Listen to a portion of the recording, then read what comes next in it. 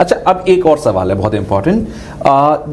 जो भी भारत की कुंडली है, अगले 7 साल भारत के लिए स्वर्णिम है। कुछ क्षेत्रों में अगर मैं देखूं, अगर जैसे जॉब की अपॉर्चुनिटीज बढ़ती हैं, इंडस्ट्रीज आती हैं, तो कहीं ना कहीं उसका डायरेक्ट बेनिफिट एक आम आदमी को मिलता है जी। लेकिन क्या भारत की कुंडली स्वर्णिम हो रही है तो ये प्रत्येक इंसान, चाहे वो मैं हूं या आप हैं, सबके लिए असर करता है डायरेक्टली? जी देखिए, ये मैंने अभी अपने एक पॉडकास्ट में भी बोला था जी। और आज फिर से बोल रहा हूं कि एक पेड़ लगा हुआ है जी, उस पेड़ के ऊपर फल हैं और हम चले जाएं, हमारी किस्मत अच्छी है तो क्या होगा, हम जैसे ही पहुंचे फल टपक जाएंगे और हमें मिल जाएंगे। अब हमारी किस्मत अच्छी नहीं है और पेड़ पे लगे हुए हैं, पता चला जैसे ही हम पहुंचे और आम गिरे भी तो वो जिसका पेड़ था वो आ गया, उसने कहा दूर हो जाओ, वहां खड़े हो। तो अब हम 1 घंटा हो गया, 2 घंटा हो गया वेट, किस्मत खराब थी तो आम सामने गिरने के बाद भी हमें नहीं मिले। अब एक तरफ किस्मत भी बहुत अच्छी है लेकिन आम के पेड़ पे फल ही नहीं है, आम का सीजन ही नहीं है। तो अब किस्मत अच्छी हो या खराब हो तो आम कैसे मिलेगा? वो तो हो, जब है ही नहीं, सीजन ही नहीं है, समय ही नहीं है, तो चाहे जितनी मर्जी आपकी अच्छी किस्मत हो। तो सबसे पहले अगर हमारा समय अच्छा भी है तो भारत को स्ट्रांग होना बहुत जरूरी है।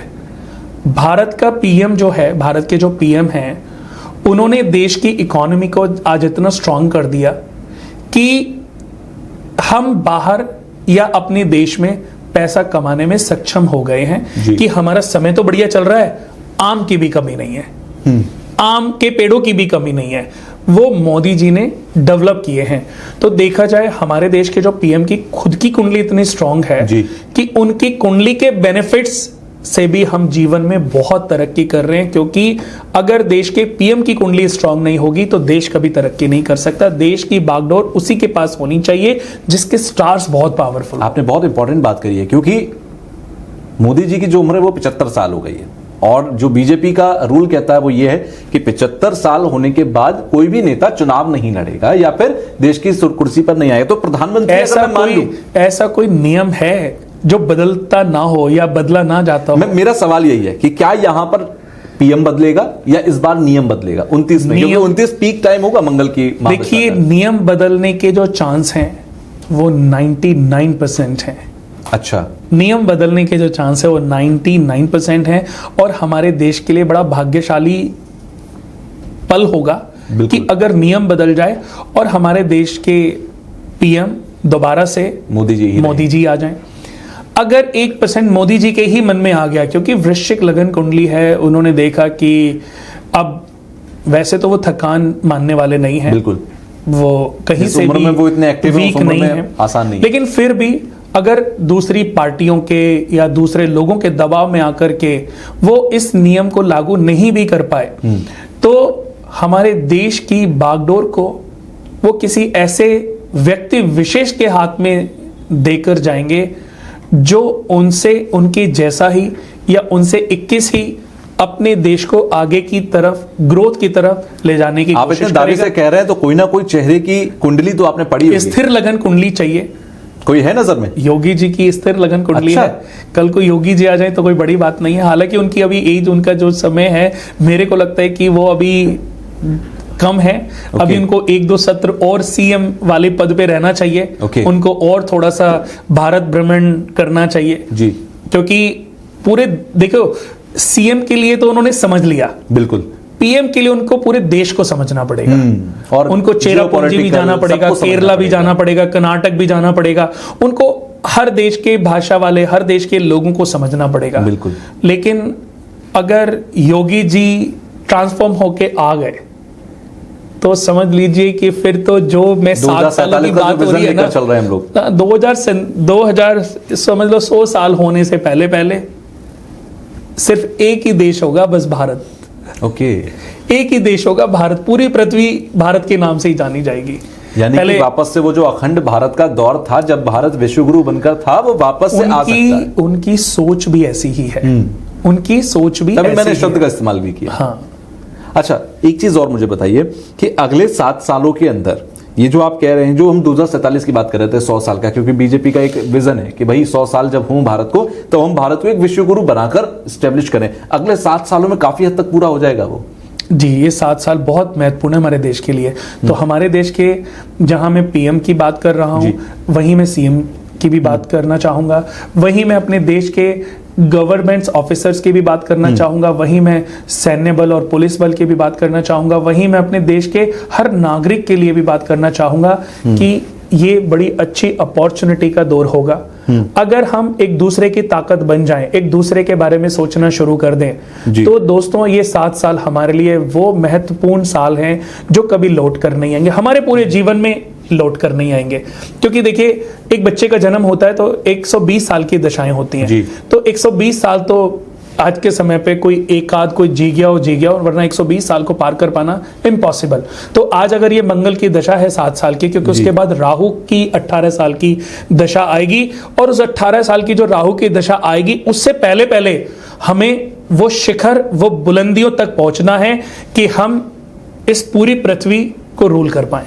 अच्छा, एक चीज और, उन लोगों को आप क्या सजेशन देंगे जो अभी ये सोचते हैं कि बच्चा अच्छे से पढ़ ले और इसे फॉरेन में भेज देंगे, यूएस भेज दिया जॉब करने के लिए, जर्मनी भेज दिया पढ़ाई करने के लिए, कनाडा में, पंजाब में आप चले जाइए, हर बच्चा घर से यही प्लान करता है कि मुझे कनाडा जाना है, वहां शिफ्ट होना है। अगले 7 सालों के अंदर आप सलाह देंगे उन्हें कि भैया यही रह जाओ, यहां ज़्यादा अभी तो देखो लोग जाएंगे, अभी तो लोग जाएंगे, लेकिन जो 7 सालों के बाद की जो स्थिति होगी ना, कि बाहर के बच्चे होंगे, वो कहेंगे कि हम भारत में जाएंगे, वहां अपने करियर को बनाएंगे। भारत इतना आगे बढ़ चुका होगा, जैसे आज लोग बाहर भाग रहे हैं ना, वहीं से लोग भारत की तरफ रुख अपनाएंगे और भारत में आकर के अपना सेटल डाउन करेंगे। यानी कि परफेक्ट टाइम है कि मैं तो कहता हूं कि सभी लोगों को रुकना चाहिए यहीं पर। 7 साल बहुत बड़ा टाइम नहीं है, और इन 7 सालों में आप अपने परिवर्तन संसार का नियम है, ना मेरे कहने से कोई रुकेगा, ना आपके कहने से कोई रुकेगा। अभी तो जो चीजें लिखी गई है ना, वो होनी है।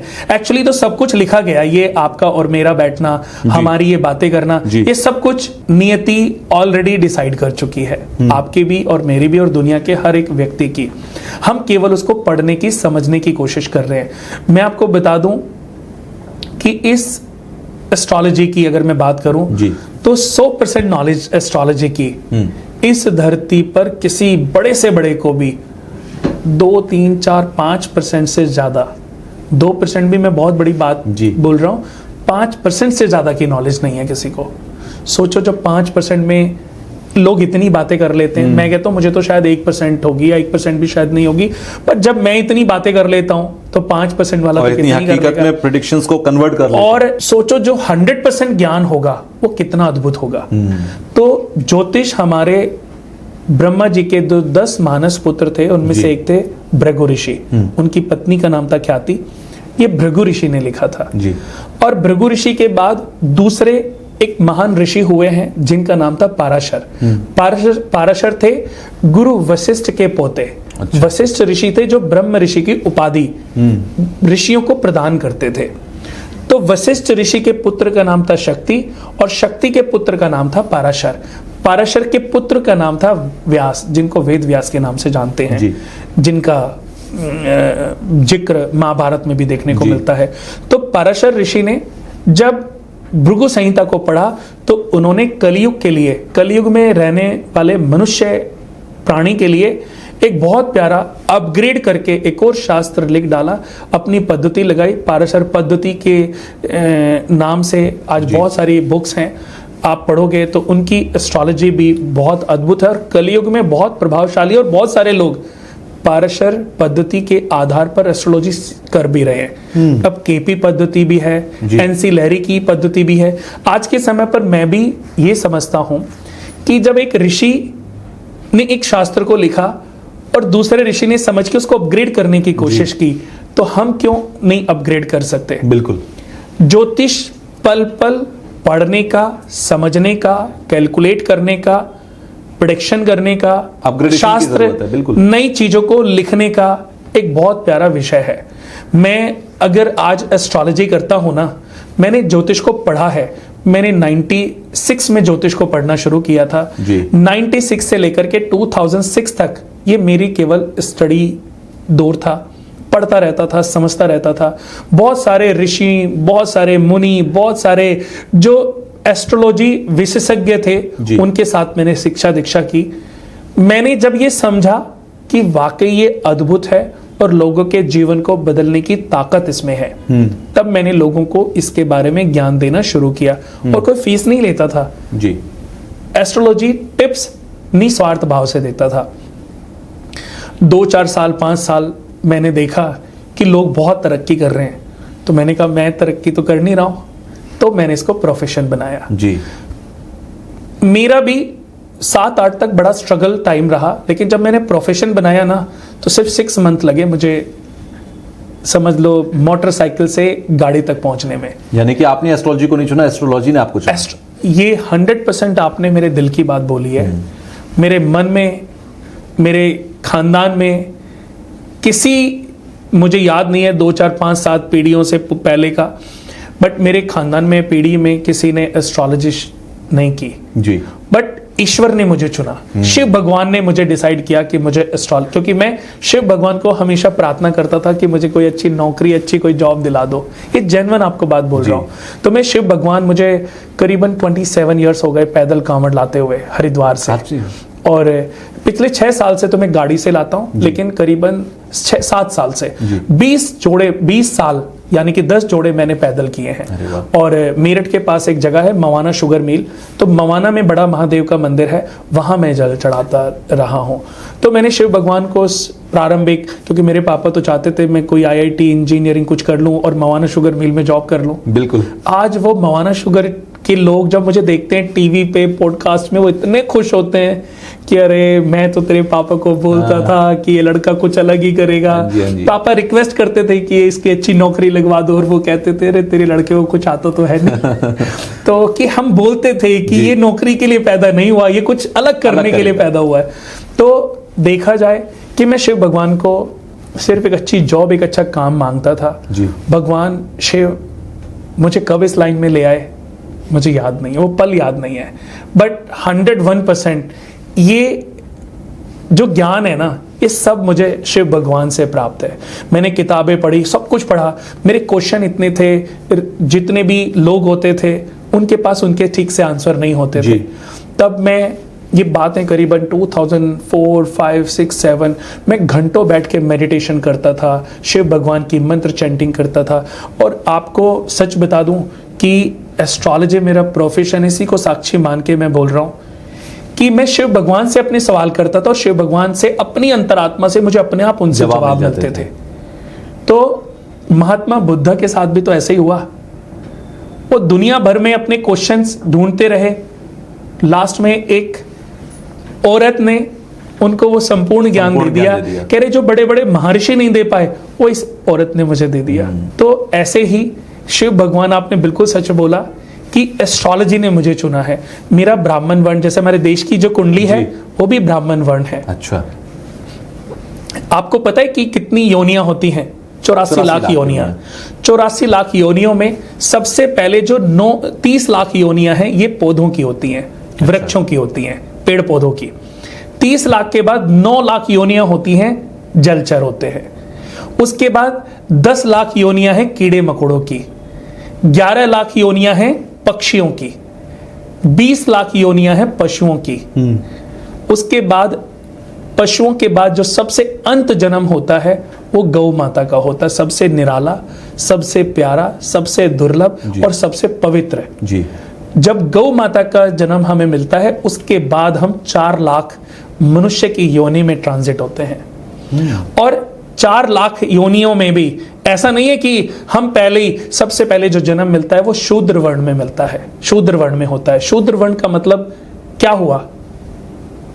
वर्ण व्यवस्था के हिसाब से अगर देखो तो वो व्यक्ति जो, आप गलत जा रहे हो। शूद्र वर्ण का मतलब होता है जिसके अंदर सेवा भाव हो। ओके। जिसके अंदर सेवा भाव हो। आप भी शूद्र वर्ण में हो सकते हो, आपके घर में कोई ब्राह्मण वर्ण का भी हो सकता था। वर्ण कुंडली से देखा जाता है, कास्ट से। एक कास्ट तो मनुष्य ने डेवलप की है, ईश्वर ने किसी के लिए कोई कास्ट नहीं बनाई। ईश्वर ने मनुष्य का जन्म दिया। मनु और शत्रुपा जो सूर्य पुत्र थे, सूर्य जो कश्यप ऋषि के पुत्र थे, कश्यप जो मरीच के पुत्र थे, मरीच जो इक्ष्वाकु वंश चला है जी, ब्रह्मा जी का मानस पुत्रों में से। तो इसी में मनु और शत्रुपा धरती पर आने वाले पहले मनुष्य थे जी, जिन्होंने विष्णु भगवान को प्रसन्न करके उनको पुत्र रत्न के रूप में अपनी इच्छा प्रकट की जी। तब उन्होंने बोला कि इसी वंश में तुम्हारा दोबारा जन्म होगा, तब मैं तुम्हारे घर में जन्म लूंगा।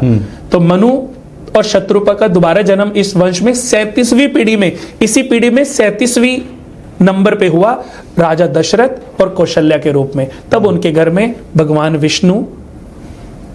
विष्णु के अंश के रूप में, भगवान विष्णु के अंश के रूप में रामचंद्र जी का जन्म हुआ। ओके। जो उनके हाथ में शंख होता है जी, उसके अंश के रूप में भरत का जन्म हुआ। सुदर्शन के रूप में शत्रुघ्न का जन्म हुआ।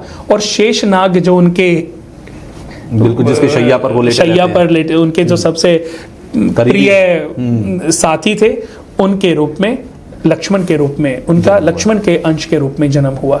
तो इस तरीके से जन्म हुआ। तो पीढ़ी दर पीढ़ी जन्म। तो हमारे में अगर मैं मनुष्य वर्ण की बात करूं, योनि की बात करूं, तो इन योनियों में सबसे पहले शूद्र वर्ण में जन्म होता है, जिसका मतलब है जिसके अंदर सेवा भाव हो। वो एक बार भी हो सकता है, 500 बार भी हो सकता है। जब आप उस सेवा भाव से परिपूर्ण होकर के मोक्ष को पाते हैं, तब दोबारा जन्म होता है आपका वैश्य वर्ण में, जिसके अंदर मैनेजमेंट भाव हो, रख रखाव हो, जो सिस्टम को जानता हो, जो सबके लिए समान रूप से सिस्टम को बनाए जी, वो वैश्य वर्ण।